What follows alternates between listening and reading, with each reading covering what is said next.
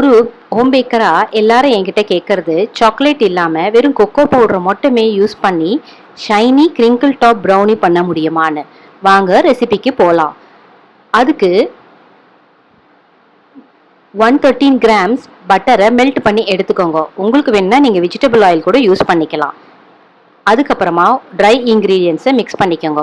1 cup மைதாக்கு 1.5 cup cocoa powder, ஒரு pinch of salt, அதை நல்லா மிக்ஸ் பண்ணி சைடில் எடுத்து வச்சுக்கோங்க. இந்த ரெசிபிக்கு 4 முட்டை தேவைப்படும். அது ரூம் டெம்பரேச்சர் வர அளவுக்கு எடுத்து வச்சுட்டு அதையும் ஒரு மிக்சிங் பவுலில் போட்டுக்கோங்க. கூட 1.5 கப்பு சர்க்கரை, 1/2 கப்பு ப்ரௌன் சுகரையும் போட்டுக்கோங்க. ப்ரௌன் சுகர் ஒரு கேரமல் ஃப்ளேவர் கொடுக்கும், அதுக்காக தான். இதை நல்லா பீட்டரில் சர்க்கரை கரையிற அளவுக்கு நல்லா ஃப்ளஃபி ஆற அளவுக்கு பீட் பண்ணிக்கோங்க.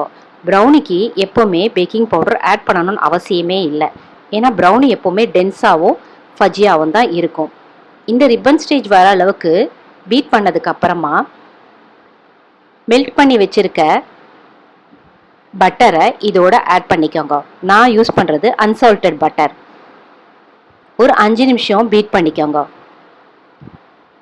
5 நிமிஷத்துக்கு அப்புறமா எடுத்து வச்சிருக்க ட்ரை இன்க்ரீடியன்ஸை ஒரு ஸ்பூனாக ஆட் பண்ணிக்கினே ஹேண்ட் விஸ்கை வச்சு நல்லா மிக்ஸ் பண்ணி விடுங்க.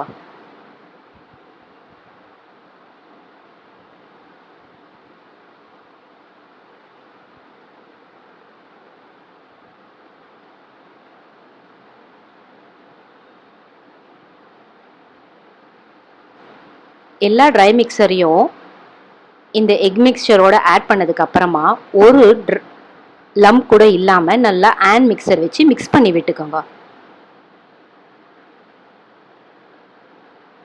இந்த அளவுக்கு நல்லா மிக்ஸ் ஆன உடனே இதுக்கு நான் 1/2 கப்பு சாக்லேட் பட்டன்ஸை ஆட் பண்ணுறேன். உங்களுக்கு வேணும்னா நீங்கள் நட்ஸ் கூட ஆட் பண்ணிக்கலாம், உங்கள் சாய்ஸ் தான். இதோட மிக்ஸ் பண்ணிவிட்டு இதையும் நல்லா மிக்ஸ் பண்ணிக்கோங்க. நான் 8 இன்ச்சு ஸ்கொயர் பேனில் நல்லா க்ரீஸ் பண்ணி பார்ச்மெண்ட் பேப்பர் போட்டு ரெடி பண்ணி வச்சுருக்கேன். பேட்டரை இதில் ஊற்றி ரெடி பண்ணிக்கோங்க.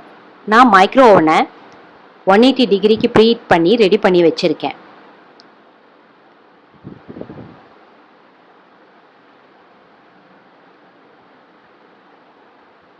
இந்த கேக் டின்னை 160 டிகிரி டெம்பரேச்சருக்கு 30 to 35 மினிட்ஸ் வச்சு பேக் பண்ணி எடுக்கணும்.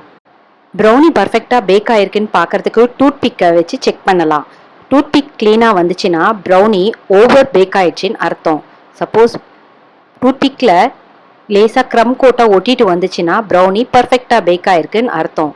இது நல்லா ஆறுனதுக்கு அப்புறமா இதை பீசஸாக கட் பண்ணி ஒரு ஏர்டைட் பாக்ஸில் போட்டு வச்சுக்கலாம். இந்த ப்ரௌனி ரெசிபியை சிஸ்லர் ப்ரௌனிக்கு யூஸ் பண்ணால் ரொம்ப கரெக்டாக இருக்கும். இந்த ரெசிபியில் சாக்லேட் இல்லாமல் வெறும் கொக்கோ பவுடரை வச்சே ஷைனி கிரிங்கிள் டாப் ப்ரௌனி பண்ண முடியும்னு தெரிஞ்சுக்கினீங்க. உங்களுக்கு இந்த ரெசிபி பிடிச்சிருக்கோன்னு நினைக்கிறேன். தேங்க்ஸ் ஃபார் வாட்சிங்.